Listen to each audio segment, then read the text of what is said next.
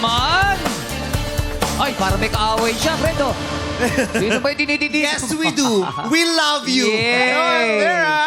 And we're gonna love you. Dito na lang tayo. Mas maganda siya dito sa taas. Sige. Ayan. Ang ganda ng pang-una. Oo. Pang-sabugan agad. Diba? Sa dinami-dami ng awitin, ba't yun ang pinili mo?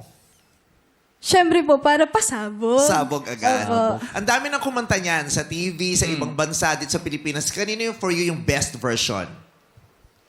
Sa akin. Charis po. Hindi ganda ng po. sagot.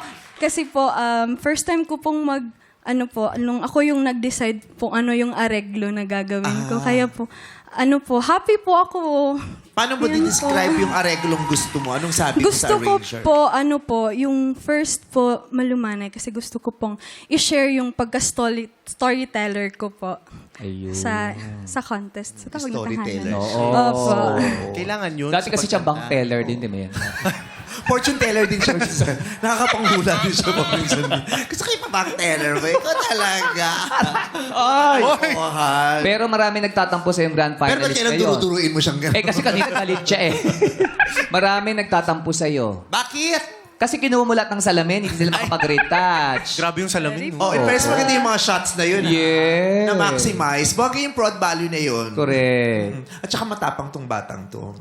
Nung nag-usap-usap kami nung nakarang araw, when was it? Thursday? Opo. Tinanong ko siya, sabi ko, mananalo ka ba sa Sabado? Sabi Anong ko, sabi sinong mo? kayang talunin? Magkakasama kami lahat ng finalists, tsaka yung mga rest backers. Sinong kaya mong talunin dito? Sabi niya, lahat. Wow. Meme. Grabe. Uy, hindi po ako hambog ha. Ano lang po Hindi, yun. kasi yun talaga yung gusto kong ilabas sa kanila. Yung paniniwala. Ayoko na yung may kikimi-kimi. Ayoko yung attitude ng magpaparaya. Tama. Hindi, di ba? Lahat kayo, ikaw, pati pamilya mo, kasama si Between, lahat to iginapang para mapunta ka rito. Kaya wala dapat magparaya. Dapat lahat to ilaban. Correct. Saka dapat nga lahat kayo ganun mag-isip eh. Tatalunin yung lahat. Oo, kahit si Between, tingnan mo, may mayroon dyan mga hindi na kinakausap si Between. Pati yung mentor nila. Tinalo. Grabe yung kaba siguro ng mentor nila, no? Si Mentor Between. Pero ito na nga, pakinggan din natin ang masasabi ng ating mga Yes. hurado, Ate Vice. Simulan na natin kay... Galing storyteller. Maraming salamat.